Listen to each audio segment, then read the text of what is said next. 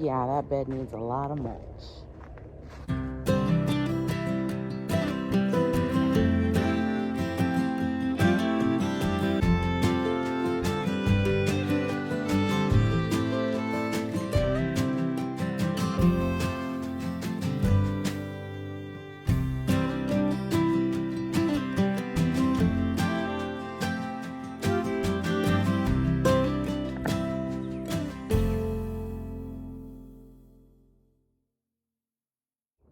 Hey y'all, welcome back to my channel. I'm Chrissy and this is Barefoot in the Garden.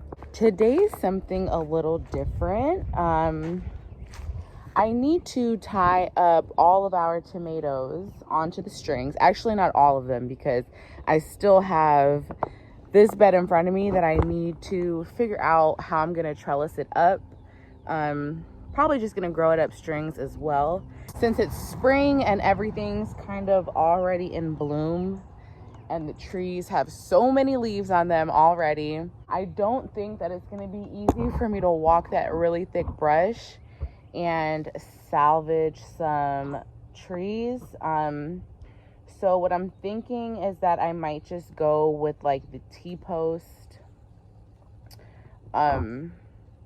situation. All right, y'all, so if you're interested in seeing how I'm going to grow my tomatoes up strings this year, stay tuned. The plan for this actual bed was to be just tomatoes, 8, about 9 to 10 inches apart, and then I was gonna grow them up the strings, and I was gonna add in some marigolds and nasturtiums. So I was able to get the 8 tomato plants in the bed. I was able to get a few marigolds in between each set of plant, and I even added in the nasturtiums to climb up these posts which hold the strings on the top. And then for a little bit of fun, I threw in 2 mammoth sunflowers at the corner of the bed. So there are some advantages to growing your tomatoes vertically in nature. If tomatoes were to just grow wild, they would actually grow along the floor. And if you've ever noticed on the tomato plant, they have these little white bumps. It almost looks like plant acne, if you will. They grow these bumps all along the stem. And if it were to be in nature, since the plant is rather heavy, it would just flop over on its side and it would actually start growing roots into the soil through those little bumps that you see on the stem. So that's a cool fun fact. I never knew that. I always thought that tomatoes just grew vertically on their own, but the truth is that they don't. And by us growing them vertically, we're actually taking them out of their natural, want to flop over and grow along the ground. So that's why it takes a little bit of effort for us to grow them vertically. Some people do this, I think it's called a Florida weave technique, where they use a T-post and they run the cord, back and forth through their row of tomato plants, and that allows them to create a really sturdy trellis, kind of like a DIY trellis. And a lot of people have been opting to grow them up strings, which is what I'm doing. And with this way, I've been able to use free wood that I sourced from out here in the country, and I've been able to set them up on a pretty sturdy rack. And then I also use some repurposed twine to tie them up. The only one thing that is kind of scaring me about this situation is that I actually have a tomatillo. She's right there.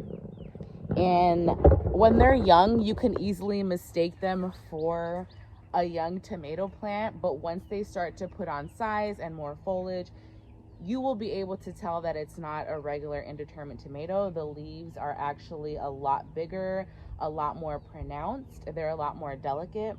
A tomato leaf is a lot more hardy, in my opinion. So anyways, just let me show you how I have my setup. So there are some different ways that people choose to tie their tomato plants up. Some people use twine, just like this, your normal twine. Some people will actually use the correct tomato string little mechanism that you attach to the top of whatever trellis you're using. And I'm trying to do my best at explaining this. And it just unravels the string for you. So it's really, really easy to use. You won't have any trouble releasing extra string if you use these, because they're actually made for tying up tomato plants. Now with this string, I'm gonna have to improvise and use my brain a little bit on how I will be able to release extra rope as the plant grows. So since I'm not using the tomato little mechanism, I'm gonna improvise. And for the first two, I just wrapped some extra string around the top of the wood. And I figured as the plant grows, I could just untie it and unravel the string and release it, and it'll be able to drop the plant down a little bit. So after looking at it again today, I don't really like how that came out. I think it will give me problems eventually. So I came up with another idea. I have these extra little slices of wood from the birdhouse that I made. I was using this as like shingles for the roof. So I have a couple of these, and then I also have some extra bamboo. So if you're gonna try this technique out, you can pretty much use anything: a stick, an extra piece of wood, a piece of bamboo, you know, a normal branch that's pretty good diameter size, nothing too skinny. You want it to have a little bit of size. So then once you have your piece, I'm just gonna take my string and I'm just gonna wrap it around the string, just like that. And then you're just left with the string tied around the rope and then a really long piece to tie onto the bottom of your tomato plant. I just threw it over the top and I'm just gonna loop it through and let it hang just like that. It's pretty much just tied, and I just stuck the stick through the middle just to hold it up there.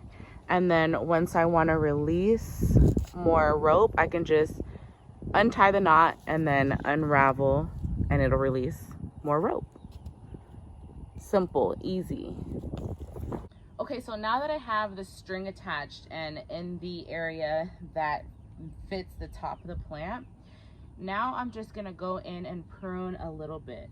They have gotten a little overgrown, so I'm just gonna prune the bottom foliage, including the suckers. I'm not gonna use the suckers because I already have enough tomato plants, but if you did want to use the suckers, which is pretty much just another tomato plant growing from the armpit of the stem, you can easily just, if you look at this one right here, this one is just a leaf.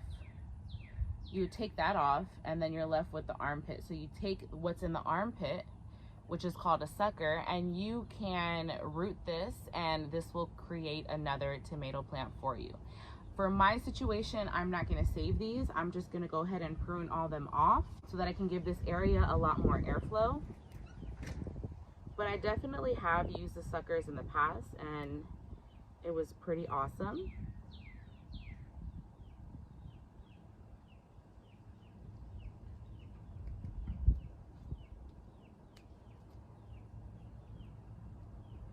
And then at this time, I'm also going to choose to just snip the rest of these as well to prevent any disease spreading. You know, when you let your tomato leaves hit the dirt or you water and the tomato leaves get splashed in the dirt, that creates an environment for disease, and we want to eliminate the chances of that. So that's why we choose to prune really heavily when they're young, so that we can get that one stem form.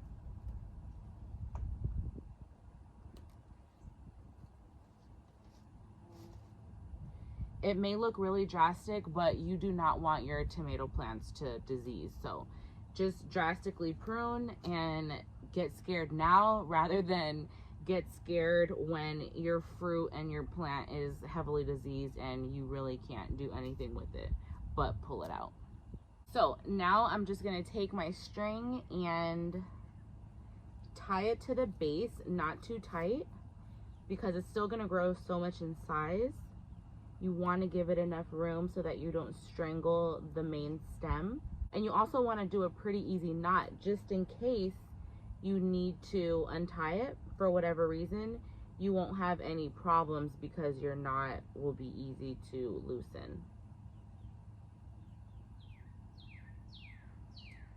And then once you have it tied, you can kind of weave it through just to give it some more stability.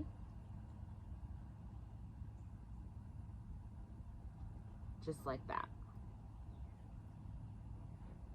And there you have it. Our tomatoes on a string this year. Actually, let me fix this one.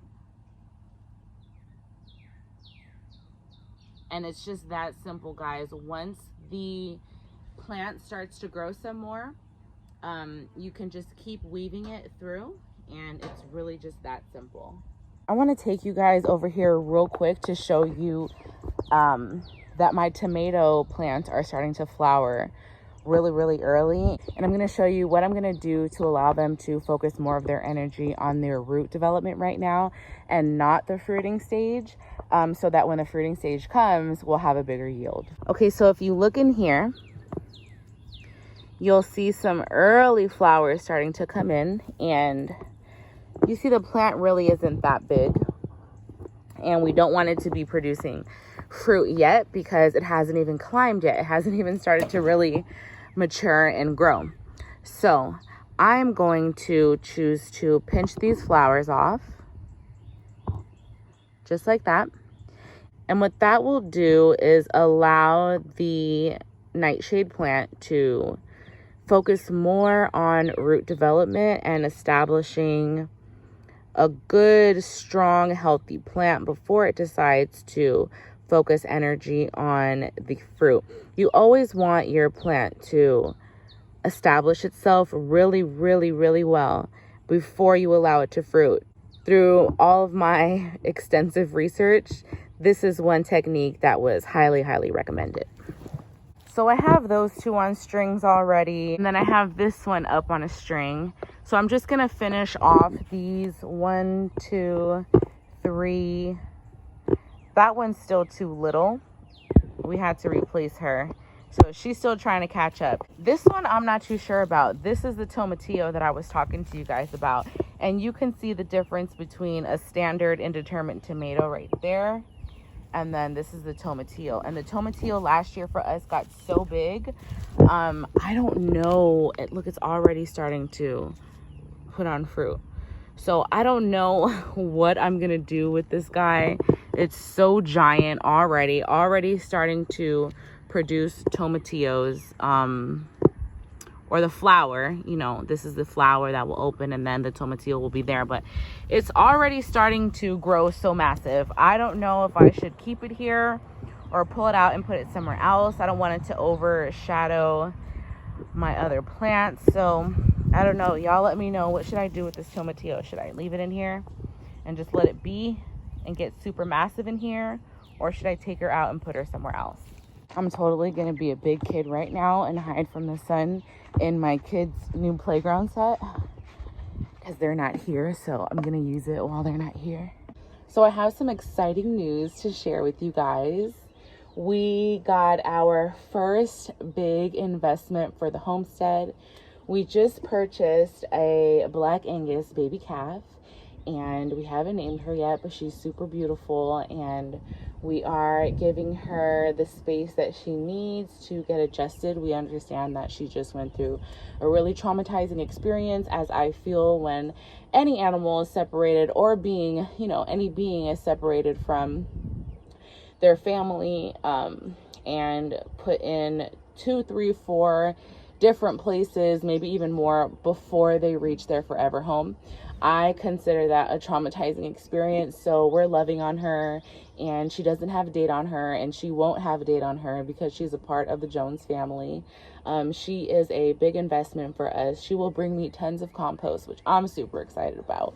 She's not a milk cow, but she will give us babies in the future, and we look forward to that. But like I said, she is so beautiful and she's just resting over there right now. I'll insert some clips for you guys to see. I've been going in there and spending time with her. This is actually a purchase for my daughter. She's been asking us for a baby cow forever, and my husband has been talking about it for some time, but with us feeling like we don't have adequate space, or at least at first we felt like we didn't have adequate space to do a lot of the homesteading things that we wished.